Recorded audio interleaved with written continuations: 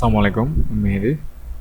এই টিউটোরিয়ালে আমি যেটি নিয়ে ডিসকাস করব সেটা হচ্ছে মডেল কি এবং মডেল ক্লাস কীভাবে ক্রিয়েট করতে হয়, entity framework code first use করে কীভাবে মডেল ক্লাস জেনারেটের মাধ্যমে ডাটাবেসে টেবিল জেনারেট করতে হয়।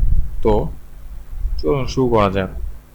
তো সাধারণত মডেল বলতে এমভিসিতে যেটি বোঝায় সেটি হচ্ছে, ধরুন যারা অ্যাড করে কিছু মডেল, তারা কি করে একটি প্রোডাক্টকে তারা প্রমোট করার চেষ্টা করে বা রিপ্রেজেন্ট করে, রাইট?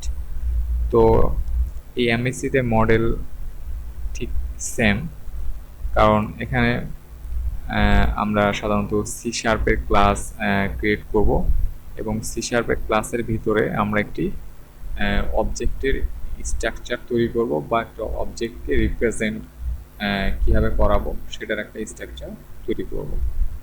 তো যেমন সেটা হতে পারে ইউজার, আমরা ইউজারকে কীভাবে রিপ্রেজেন্ট করাবো, তো সেটার একটি ফরম্যাট তৈরি করব বা স্ট্রাকচার তৈরি করব, সেটি একটি মডেল হতে পারে। আরেকটি হতে পারে এমপ্লয়ির অবজেক্টের স্ট্রাকচারটা আমরা কীভাবে তৈরি করব, সেটি একটি মডেল হতে পারে। আবার আরেকটি মডেল হতে পারে প্রোডাক্টের স্ট্রাকচারটা বা প্রোডাক্টের ফুলফিল ইনফরমেশন বা প্রোডাক্ট অবজেক্টটাকে কীভাবে আমরা রিপ্রেজেন্ট করব বা প্রোডাক্টের একটা অবজেক্টের স্ট্রাকচার আমরা কীভাবে ক্রিয়েট করব, তো সেটি আরেকটি মডেল হতে পারে যেটি প্রোডাক্টকে রিপ্রেজেন্ট করবে। তো সাধারণত মডেল বলতে এটিকেই বোঝায় এমভিসিতে। তো আমরা এখন একটি ইউজার মডেল ক্রিয়েট করব। প্রথমে মডেল ফোল্ডারটিতে ক্লিক করবেন এবং তারপর মাউসের রাইট বাটনে ক্লিক করলে অ্যাড একটি অপশন দেখতে পারবেন এবং সবার নিচে দেখবেন একটি প্লাস অপশন, সেখানে ক্লিক করবেন।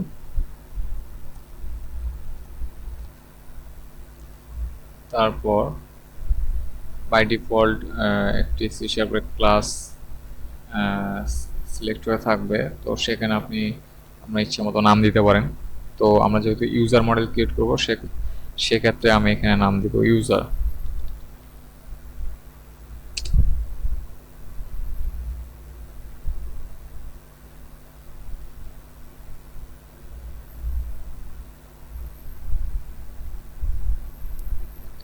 তো আমাদের ইউজার ক্লাসটি তৈরি হয়ে গেছে।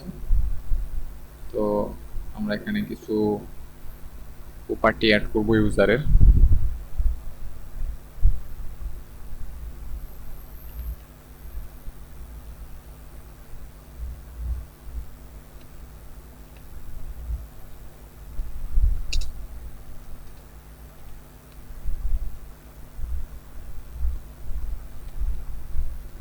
তো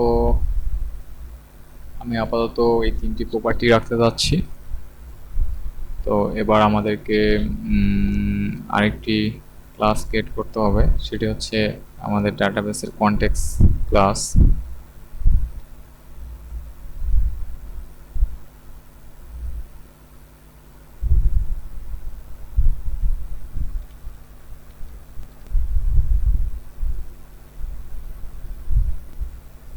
তো এই ইউজার কনটেক্সট ক্লাসটি সাধারণত ইনহেরিট করবে DB context ক্লাসকে।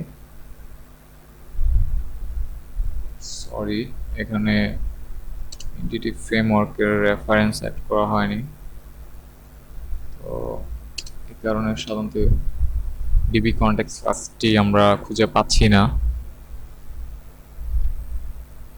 System dot data dot entity. তো এবার আশা করা যায় যে আমরা ডিবি কনটেক্সট ক্লাসটি পাবো।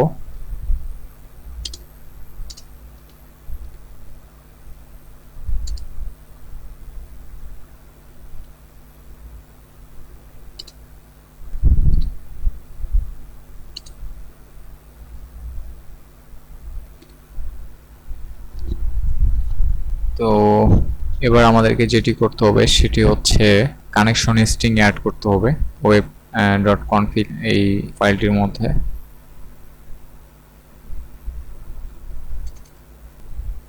তো এই কানেকশন স্ট্রিংটি আমার কপি করা ছিল, আমি জাস্ট শুধু পেস্ট করলাম।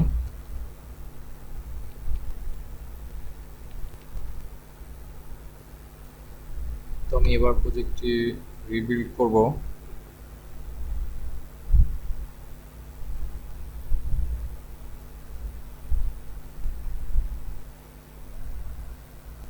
তো কোড ফাস্ট ব্যবহার করে ডাটাবেস জেনারেট করার জন্য প্রথমে মাইগ্রেশন ইনেবল করতে হয়। তো এজন্য আমরা আবারও টুলসে ক্লিক করে নিউ গেট প্যাকেজ ম্যানেজারে গিয়ে প্যাকেজ ম্যানেজার কনসোলটি ওপেন করব এবং এখানে লিখব হচ্ছে enable migration, sorry enable migration হবে না, ইনেবল মাইগ্রেশনস হবে। দেখি এবার কি ঘটে। হ্যাঁ, আপনারা খেয়াল করে দেখবেন যে মাইগ্রেশনস নামে একটি ফোল্ডার ক্রিয়েট হয়ে গেছে। তো এর মানে ধরে নেওয়া যেতে পারে যে আমাদের মাইগ্রেশনটি সাকসেসফুলি ইনেবল হয়ে গেছে। তো মাইগ্রেশন ইনেবল করার পর কোড ফাস্ট ব্যবহার করে ডাটাবেস জেনারেট করার জন্য তারপরের স্টেপে যেটি করতে হয় সেটি হচ্ছে অ্যাড মাইগ্রেশন নামে আরেকটি কমান্ড চালাতে হয়। সেটি এখন আমি লিখব অ্যাড মাইগ্রেশন ইনিশিয়াল ভার্বাস। সরি, আমার মাইগ্রেশন বানানো ভুল হয়েছিল, এই কারণে এই সমস্যা। ভয় পাওয়ার কোনো কারণ নাই।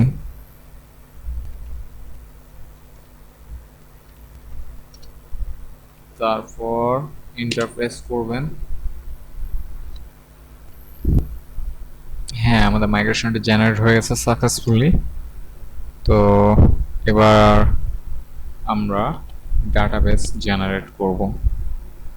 তো এখনো আমাদের ডাটাবেস জেনারেট হয়নি, কেন? কারণ আমরা আপডেট ডাটাবেস কমান্ডটি এখনো আমরা চালাই নাই প্যাকেজ ম্যানেজার কনসোলে। আমি যদি এসকিউএল সার্ভারে যাই তাহলে এখানে রিফ্রেশ দিলে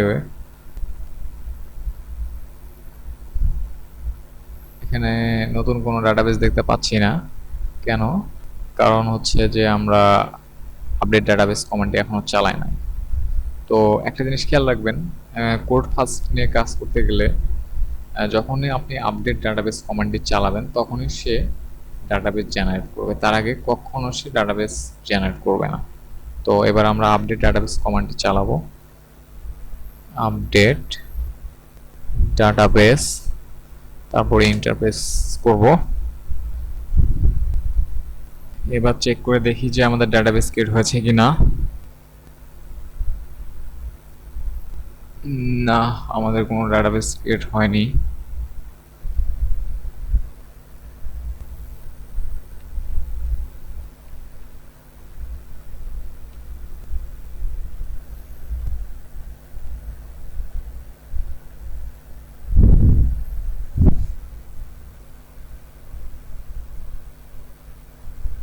ইয়েস, এবার আমাদের ডাটাবেস সাকসেসফুলি ক্রিয়েট হয়ে গেছে।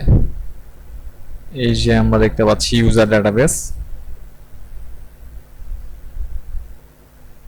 এবং টেবিলের মধ্যে গেলে আমরা ইউজার নামে একটি টেবিল দেখতে পাবো। এই যে ইউজার নামে আমরা একটি টেবিল দেখতে পাচ্ছি।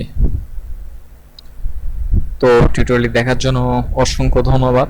Thanks for watching.